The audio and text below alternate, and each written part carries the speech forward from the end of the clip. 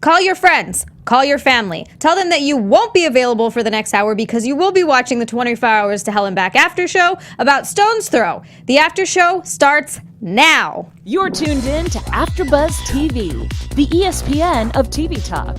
Now, let the buzz begin.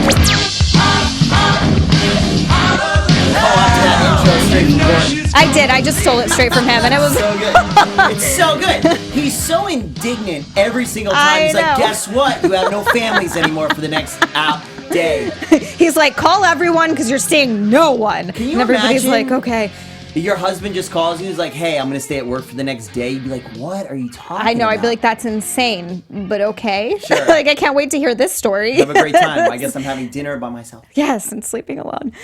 Welcome back to the 24 Hours and to Hell and Back after show. I know, I'm like 24 hours, you're never going home. The 24 Hours to Hell and Back after show, we're talking about the Stone's Throw restaurant in Seymour, Connecticut. This one is interesting because I think that we had a very complacent chef, and I kind of rarely, it seems in the show, we get a chef that has been in the industry for 30 years. That's impressive. Which is, I know, a lot of experience. Yep. It is. But before we jump into all of that, because there's a lot to talk about, let us know who you are, sir. What's up, guys? Mike Thieling back here again. Happy to be with you, Zia, and discuss yet another fantastic restaurant that you and I probably could have fixed on a much lower budget. Oh, I'm sure. Just some paint. We'd be fine. I'm Zia Anderson. Tell me a little bit about what you thought of the restaurant the before, because I didn't think it was that bad. I didn't think it was that bad either. This episode for me was a little bit disappointing, to be honest. We've talked about this stuff before. This is another one of those owners who, from a business perspective, if you are the owner going into this TV show, this is exactly what you want to do. He was pretty receptive, very little pushback. He was just kind of lackadaisical. From a fan perspective, I like to see them fight with Gordon. That's more fun and exciting, so we didn't get that. As far as the restaurant, didn't think it was that bad. I will say, for all the restaurants we've seen so far, especially this season, this has had the most beautiful backdrop going for it. That view. The river's gorgeous. Yes. The view is amazing. So that's such a huge plus. The front, however, very shabby and not interesting, not inviting. Which is surprising because you have that gorgeous view. You have that beautiful, they had that, it was like almost like an enclosed deck. It's gorgeous. That was all glass. Yeah, it was natural stunning. light. Yes. And it was definitely not a restaurant where, I mean, this was, I think, the cleanest that we have seen so far. That's not saying much, but sure. It's not saying much, but it is. I mean, it was a little grimy. It was a little dingy. There was some dust. It was very outdated. Everything inside was outdated. Obviously, the owners bought the restaurant. It seems like they haven't updated it at all, if ever, at least in a very, very long while. And the kitchen, normally we're used to seeing a lot of gunk and stuff built up and things like that. Not so bad for this one. No, it wasn't. I was really actually quite impressed with this one. That being said, the food was really, because it was supposed to be fine dining. Right. And I have to say, just for me personally, I am not a big fan of super fine dining restaurants. Anywhere that serves me a puree of something with like just a piece of meat on it, I'm like... Or foam. Is that a little too foo-foo for you? I'm just like, I'm not enjoying this. I like some meat and potatoes or some mac and cheese or I don't know, something good and awesome and biscuits. Fun stuff. But... you have to be able to do a good salmon, I feel like, at fine dining restaurants. And they had things like duck l'orange on the menu, and they weren't executing them at all or pulling them off. I think people and restaurateurs tend to push the term fine dining and really kind of extend past what that might necessarily mean. They like to think their restaurant is fine dining. There's nothing wrong with cooking all the dishes that Peter had on his menu and just being a good old-fashioned family restaurant, which is actually somewhat what we see it get turned into, not to skip ahead, but pushing the fine dining thing, it's like, yeah, I guess, but if you're doing it badly, bad fine dining is real bad. Yeah. Mediocre to bad, country style, whatever, you can kind of, you can still enjoy it. Yeah, forgive it. The biscuits are burnt, but whatever, they're biscuits and I'm having gravy on them. Right. Yeah. And you're like, there's mashed potatoes on the side. It's really hard to completely mess up mashed potatoes. Yeah. But so that was kind of, I think, one of the bigger issues in this restaurant was the food. And it's surprising, like we were talking about earlier, the chef/owner, Peter, had 30 years of experience under his belt. He has actually been a chef for a really long time. And it's always so interesting to me to hear them when they are first talking to the owners. And they're always talking about how they don't realize it's going to be so hard. All right. Running a restaurant is so much work. But Peter had a successful restaurant He did. already. I think this whole episode and the problem with this restaurant comes down to losing your passion. He's been through it a long time. He was probably working so hard and so crazy at his original restaurant to make it so successful that he probably burnt himself out. But had some delusion, I think, when he bought the new restaurant that it was just going to be right there and get right back to that level, and forgot all the work and sweat equity that he put into the first restaurant. I can 100% see that. And I think another aspect that might have made things more difficult for them is the fact that in 2010, his wife Tara had both breast cancer and thyroid cancer at the same time, which this is going to sound terrible, and I don't mean it in that way, but that's like winning the cancer lottery. Who gets two cancers at the same time? Yeah, I know, it's awful. Very, very terrible, but thankfully she's good. She's made it out the other side. And what was amazing to see was they kept going back to how much he supported her through the whole thing. And that was just lovely. That was fantastic to see. And it's a big reason why when Gordon gets there, Tara's so defensive of Peter. More defensive than he is. 1,000% more. I mean, it's not even close. Which is hilarious because it's usually, and I do actually have to agree with Gordon on this, when he was talking to them about the problems in the restaurant, Tara looked very stressed out. And Peter I gotta stop you. You're skipping over what possibly is the best disguise in 24 hours to Helen back here. We do have to get into that. We're jumping right into the meeting, and we didn't even talk about Gordon's dress. His old lady dress. It's amazing. He literally looked like Mrs. Doubtfire. He was fantastic. He was the fifth Golden Girl. I love all those ladies. I love all four of them. I want to have dinner with them and hang out with them and hear stories. They seem so fun. So good. Can we talk about how Gordon couldn't drive a car either? In the dress? Just in general, I mean, he was in the dress, but do you really think that was taking away from his driving ability? I don't know. Maybe he admitted he doesn't drive back home. So first of all, he doesn't drive a car ever at home. Second of all, it was opposite sides, obviously, because home is England. So he was all kind of up on the curb and everything. That was hilarious. And he had to wear a dress, which he's never probably done before. That should make everybody at home and us feel a little bit better that we know there's one thing we're better at that Gordon Ramsay is driving. Driving. Mm-hmm. Yeah, and maybe wearing dresses. Who knows? But I definitely love when the other woman that he was with called him a him. That was great. And said he will have. A little slip and then up, she just like stopped. Just kidding. That's great. The waitress didn't even catch on. It was so cute and authentic. I loved it. It was. Those ladies They are were awesome. a fun group. That was really cute. But yeah, that was a fantastic disguise. It was a fantastic disguise. They were a lot of fun. You know who else is a really fun group? What, the servers, the sons? No, all of our watchers at home, because we love you guys. We thank you so much for hanging out with us here at AfterBuzz. You know, you guys come to see Zia and I every week. You come to our restaurant, but there's lots of other restaurants here at AfterBuzz. We serve dishes for all sorts of genres and every kind of TV show you could ever want, from reality to sci-fi, everything under the sun. We have got something for you, but we need your help because we keep rocking on being the ESPN of TV talk. If you guys are watching us on YouTube, go ahead and give us a like, hit that subscribe button. If you're listening to us on iTunes, hit us with a 5-star review. We love you guys so much. Leave a comment, let us know you did so, and we can shout you out on air. I love coming here every week because my wife will not watch reality television, so I need someone to talk to about it. I mean, look, I will talk to my husband about this. I'll talk to you about this. I'll talk to anyone who will listen about this. I'll go home and rewatch this and then talk about it. I'm usually talking to my dog Bam Bam about it. But it's good that we have people to share it with. And speaking of shout outs, I do have to shout out Depressed Peach. I hope you're not too Depressed Peach. But they did subscribe to us. Thank you so much. We appreciate it. Yes, you're awesome. Also gave us a little insight into Waterbury, Connecticut, which was a couple of episodes ago. Let us know that it was a 3rd or 4th biggest city in Connecticut. So they have some restaurants, but not a lot. So that's a cool piece of info I got from them. And thank you so much. And back to Gordon's fun meeting with Tara and Peter. Yes, I love this. When he ripped off the disguise, this was one of the best, because Peter's sons, they had a real moment. You see it in their eyes. And he turned, normally in restaurants too, or family businesses, I found, kids will normally refer to their parents as their first name. Yes. Just to keep everything, not here. That kid turned and was like, Dad?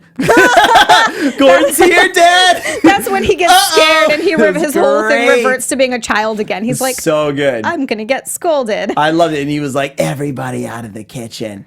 Turn it off. You could see even the look on Peter's face. He looked so taken aback, which I know we've talked about this many times, but you're signing up for this show. You applied for the show. How can you be that surprised? Why is there fear? Shouldn't there be excitement? Like, yes, Finally. I got picked. My restaurant's going to get fixed up. I'm going to get all new stuff. Yeah. They're never excited to see him. I know. Why did you apply to the show if you don't want to get Because they're scared that they're going to get yelled at. And You made know look you're going to get stupid. yelled at. If you're just gotta applying, take you it. know there's a shot you're going to get yelled at. I know. Why would they pick your restaurant otherwise? True story. There you go. True story. Sorry. No, go ahead. It was good to see when they talked. We had a little bit of pushback, but mostly we had Tara defending Peter, her husband, obviously. Very valiant thing to do. I wanted to see Peter step up some. He wasn't saying anything. And I was like, defend yourself, dude. Say something or completely go with it. Say, you're right. I don't even want to argue. I just want to, this is what I would do. I'm too logical. I say, you're right, Gordon. I don't want to even argue this at all. Let's jump right into it. I'm going to do whatever you say. I'll do anything to fix this for my family. I agree. If he's like, the food is bad, I'd be like, that's hard to hear, but okay. Right. I get it. Yeah. Because he is definitely a person that you can value his opinion, and I would believe him if he Sure. told me that. I'm never getting on this show. No, I would me work neither. to it. And then they brought them outside. Tell me what you thought about this. The video that they showed is usually very incriminating and very Right. damning.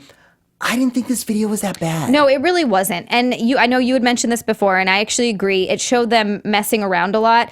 What I did see that wasn't good, and I don't know the context behind this, was his son. I can't remember if it was Dylan or if it was, he had three. There was It's Connor, Ryan, and Dylan. Yeah. And Dylan. So, and I think it might have been Dylan, but he was sitting there on his phone. Yeah.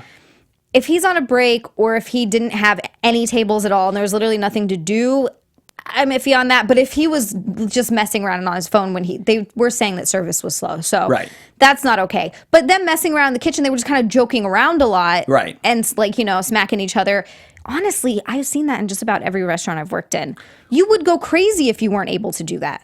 Granted, the restaurant is failing. It is. But I don't think that has anything to do with it. no, what I was going to say is at least maybe that's bringing some levity to a tough situation. Everybody Right. knows it's going bad, so maybe at least a little bit of joking around and stuff. I agree. He shouldn't be goofing off on his cell phone, but from what we've seen in other restaurants in the past, this is nothing. No, right? it's not. So, They I had mean, some improper food storage, I think was the worst. absolutely the worst. That was gross. Yeah, and you're right, and that was Food terrible. spoiling and rotting and Can't- mold and mildew and grind. Yeah, that's disgusting. But the kitchen wasn't dirty, the Right. floor wasn't dirty. He didn't have to go in and do that thing with his hand where he didn't have to get any grease muck buildup. However, he did do your favorite thing. My favorite thing. He shoved some of that food right in people's faces. Made everyone It was smell fantastic. it. Everybody. He called Tara in. He was like, go get Tara. I'm going to shove some food in her face too.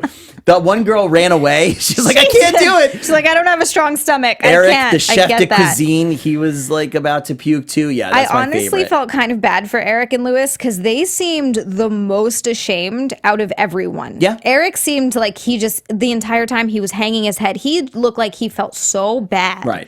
And it's unfortunate because he also had mentioned that Lewis has his back a lot more than Peter does, Right. the owner. I think you're right. I think a lot of it goes back to the lack of passion and really he'd just given up. And that's what you want to see, right? The fact that they are showing that shame means they're passionate about what they're doing. They want to put out a good product. Right. They know there's bad things and they're going to be able to fix it.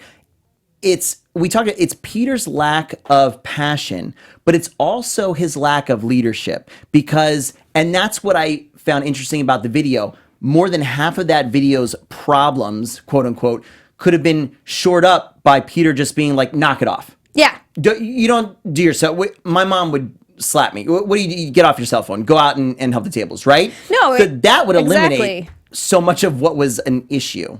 And it's funny too because the other servers going into it were not happy at all with the way that Dylan and Ryan and oh my gosh, why his other son Connor. has too many children's. Dylan, Ryan, and Connor were messing off a lot of the time, Right. and that was frustrating to other servers. And one of the servers mentioned something that is one of my biggest pet peeves. There are certain people that you just don't like working with because their tables end up asking you for everything. Right. You end up taking care of their tables, and they get the tip for it because they're messing off. Right. And you're just like, ooh. Now, again, I'm not going to fight you on that because I agree. However, can we at least agree that as opposed to other shows we've seen, the servers had nothing to complain about. True. That was the big thing that they complained about. Other episodes, the owner doesn't do anything for us. This one's stealing money. I'm never getting True. paid. None of that. So True. again, great on them because very easily correctable. I really think that the biggest issue in this restaurant, I know a lot of the times the biggest issue is the food, but really here it was just the food. It's Peter. It's Peter. It was Peter. Yeah. And that stems from, the food stems from Peter. Definitely. They had, when they finally went into doing the renovation, well, and this is another thing that we didn't mention, Tara is working 2 jobs. Yes. She works a day job so that her and Peter can have the health benefits from that job. And then she goes and works in the restaurant at night. So I really did feel for her, but I understood where she was coming from, how she said that they're joined at the hip and that she wants to be with him all the time. I think when you come close to maybe losing your life or you go through a traumatic, I keep wanting to say injury. It's not an injury. Experience. No, yeah. Thank you. A traumatic experience like that, you kind of realize what's important. And I think Sure. to her, it was her husband. That was really sweet to see. But it kind of made it hard to see that Peter was taking advantage a little bit of that because she was working she was working a lot harder than he was.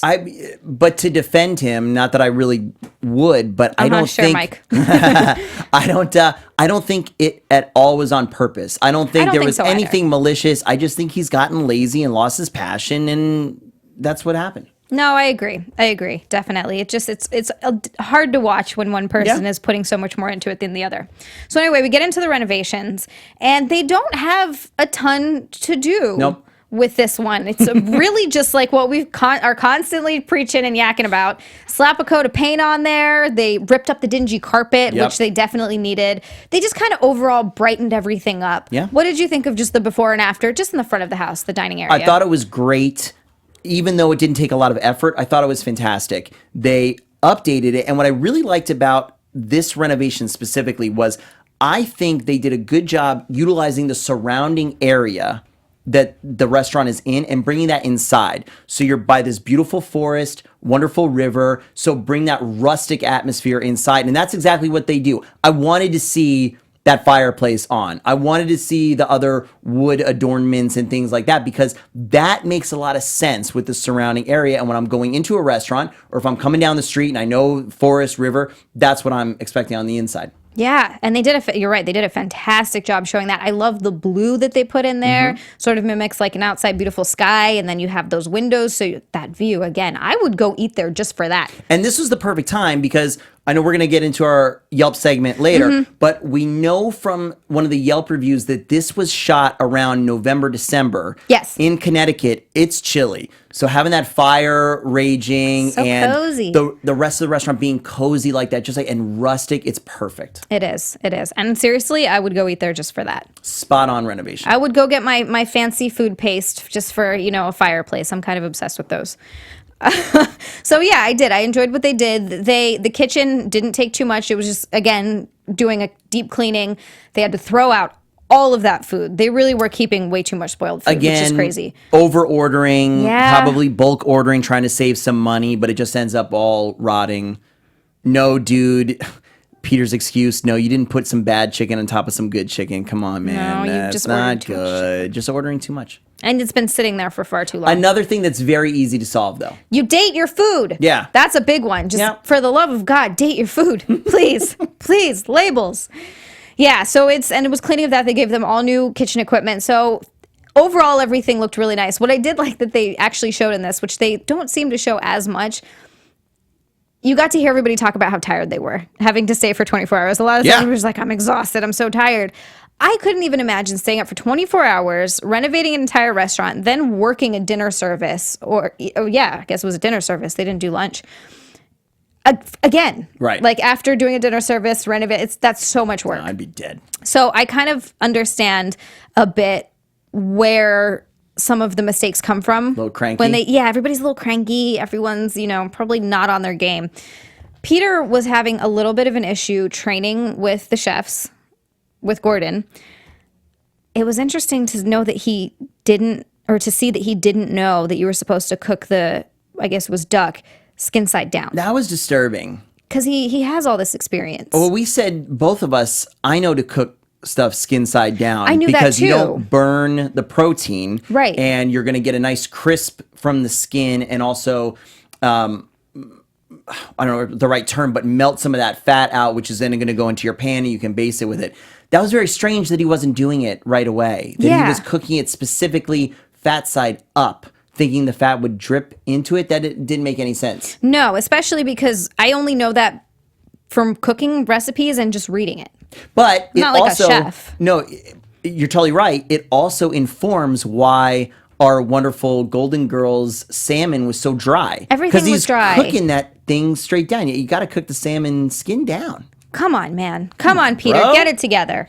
So that was troublesome, but I will say that he did look excited to work with Gordon, so that's great. Yeah, he had a little bit of that spunk back, so that was nice to see. Every chef, Gordon Ramsay should be every chef's idol. Yeah. One of them. Right? He's super, as far as chefs go. Look, when I was growing up, I never you had Julia Child, right? You had Jacques Pepin, right? Am I saying his name right? Pepin, I think, right? Jacques Pepin. I have You had one, Jacques, I have you had one Jacques, of his cookbooks. and maybe a couple others. Well, you have Ina Garten. I can't say I don't these even know names who that, very I don't know well. who that She's is. a really Gardner. Thank you. Martha Stewart. Martha Stewart's a big one. Okay, and a couple others. Food Network started to come up, but Gordon, from what you can do as a chef in the beginning of your career to now, he's a superstar. He's made it. This is what all chefs should aspire to be. So the opportunity to cook and learn from him is amazing. You literally can't buy it. No. You have to get really lucky and have a failing restaurant. Yeah, you have to do a terrible job and then hope you get cast. Yeah. Yes.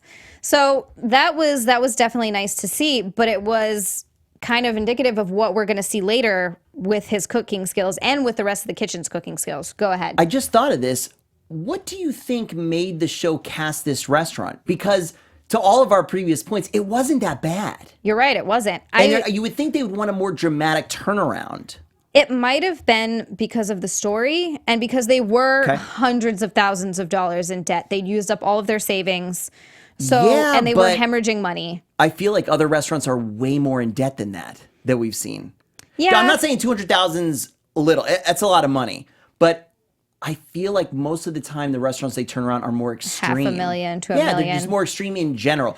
Cockroaches, the foot of sludge, we say, all that kind of stuff. This restaurant, again, we joke about it. I think we could turn around a lot of it, but I feel like I could have tweaked this restaurant. I made it fun. Yeah, kind of. Yeah, maybe just a little therapy for Peter. Interesting. I really think that it might just be because of Tara. Honestly, just her story, having 2 cancers at once and the fact that she's working 2 jobs to keep this restaurant afloat and the fact that they weren't going to be able to stay open for that much longer. Fair enough. And they did something nice for that. I think it's great. And if that was it, that's awesome. Sure. I love that they did that. To the dinner service. Yeah. Because he was having a little bit of trouble in the kitchen, and I think that the rest of the kitchen staff was having a little bit of trouble, and it shows. He had them 16 minutes before everybody came in, before they relaunched. He had them fire one of everything. Yep. Which he tends to do. That's fine. It's sort of a test run. Yep. They got every single dish wrong. Everything wrong. They undercooked and overcooked everything. Everything was and sloppy. And it was sloppy, you're right. The plating was sloppy too. So maybe that's a little bit of being tired, learning a brand new dish on the fly and plating of it and all that kind of stuff. But a lot of these, again, he's bringing the menu back and making it more simple so it's easy for them to do and replicate. And these are the kind of things you have to be able to nail these proteins. You do. That's the most important thing is cooking proteins properly. You need your fish cooked properly. You can't have anything overcooked. You definitely can't undercook certain meats. And avoiding people stealing stuff from your restaurant, which we found out one of the Golden Girls is tempted to do with the lovely napkins that she found. They said you can't steal these. I love those poor ladies. She's like, all right, fine. saying. Like, you just think, do they go to restaurants? Do they steal little things from every restaurant they go to? They have a curio collection where they're keeping all their little restaurant outings. You know these four ladies go out all the time together. I'm sure. They're a gang. They're the nanas stealing all the sweet and lows from every diner. They're like a little gang. You know what I used to do? That's why these restaurants are going out of business. Old ladies are stealing all of the inventory. We figured it out. It's exactly what it is. I would take, and not a lot of them, I would just take a couple, but you know the little mini Smucker's jams? Yes. In the little plastic containers? Yeah. I would just take like one or two. Well, because I love jam. That's fine. That's like taking a ketchup packet. Right. If you opened that jam and didn't do anything with it, actually, this is a perfect, if the little jam thing is there, and it's served, because a lot of times those come on a plate. So you guys serve breakfast at your restaurant. Mm-hmm. If I don't use that jam and it's still sealed, are you allowed to reuse it? No, anything then that's you gotta take it home. You gotta take it home. Even if it's still sealed, anything that, if no one touches the food, but if it goes down onto the table, you can't reuse it. Even the little jar. Anything that touches the table, you have to throw out if it's not the right table or if they send it back. You can't ever reuse anything. So if that's true for the little jar of jam that hasn't been opened, how do restaurants get away with having ketchup bottles and stuff on all the tables? That's different. I don't know exactly about that. I think it's because they're not single use. Okay. So you're doing the restaurant a favor by taking those jams with you. They don't have to throw it away. They don't have to throw the jam away, because you're right. It does just end up on the plate of, there you dirty napkins or whatever. And they're just the little plastic there ones. But I just love that you can have so many different flavors of jams. Do you use them or just collect them? No, I use them. How weird are you? No, I'm not. I'm weird enough that I love jam on everything. Zia the jam lady. But I use it. You give them out to the kids at Halloween? They hate coming to your house. We're They're going to like, get "It's the jam jam again, lady." Jason. Avoid that lady's house. She just gives out jams and jellies. They're like, what am I supposed to do with this? This is an old lady food. I hope Mom makes toast so we can use our Halloween candy. Oh, you're giving me ideas for next year. This year, rather. This is going to be fun. So we get to their actual dinner service, and they are struggling a bit. And this was, you said it was kind of an anticlimactic end. Mm-hmm. Food takes a while to come out, but eventually it comes out and everything comes out smoothly. And we saw Peter step into the role. Gordon said, stop cooking, come expedite. He was a little bit uneasy at first because I'm sure he's used to just being in the back and cooking at the hot plate or whatever. So he comes back, he expedites.